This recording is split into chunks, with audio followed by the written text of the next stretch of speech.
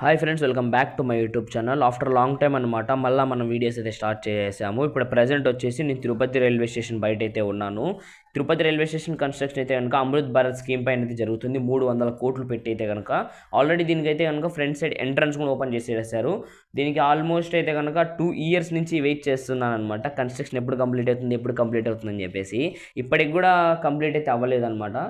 ఇప్పుడు ప్రెజెంట్ అయితే కనుక మెయిన్ ఎంట్రన్స్ అయితే ఓపెన్ చేశారు. ఇది గేట్ నెంబర్ 1 పెడతారా 2 పెడతారా అనేసి ఏం మెన్షన్ అయితే చేయలేదు. ప్రస్తుతానికి అయితే ఎంట్రన్స్ అయితే ఓపెన్ అయితే చేయడం జరిగింది. ప్రస్తుతానికి మెయిన్ గేట్ ఎంట్రన్స్ అయితే ఇలా ఉంది. కొత్త కన్స్ట్రక్షన్ అయితే కనుక ఒకసారి మనం లోపలికి వెళ్ళి లోపల కూడా ఎలా ఉంది ఏంటనేసి మనం మొత్తం చూద్దాము. ప్రజెంట్ అయితే ఇదండి ఇలా ఉంది బయట అయితే కనుక ఎంట్రన్స్. మనం ఇప్పుడైతే లోపలికి వెళ్దాము. లోపలికి వెళ్ళగానే లోపల ఎంట్రన్స్లోనే మనకు టికెట్ కౌంటర్ అయితే పెట్టడం జరిగింది. టికెట్ కౌంటర్ వచ్చేసి నాకు లెఫ్ట్ సైడ్లో అయితే టికెట్ కౌంటర్ ఉండడం జరిగింది. ఇదిగోండి ఇదే అనమాట టికెట్ కౌంటర్ అయితే కనుక టికెట్ కౌంటర్ రిజర్వేషన్ అన్ని. ఇతర రైట్ సైడ్ వచ్చేసి మిషన్స్ అయితే పెట్టారనమాట. సెల్ఫ్ మిషన్స్ అనమాట. మన టికెట్ కావాలంటే దీంట్లోంచి తీసుకోవచ్చు ఫోన్పే ఇది చేసి. లోపల అయితే కనుక ఇలా ఉంది. సిట్టింగ్ అంతా మెయిన్ ఎంట్రన్స్లోనే పెట్టాడు. ఇది లోపల జరుగుతున్న కన్స్ట్రక్షన్ అనమాట.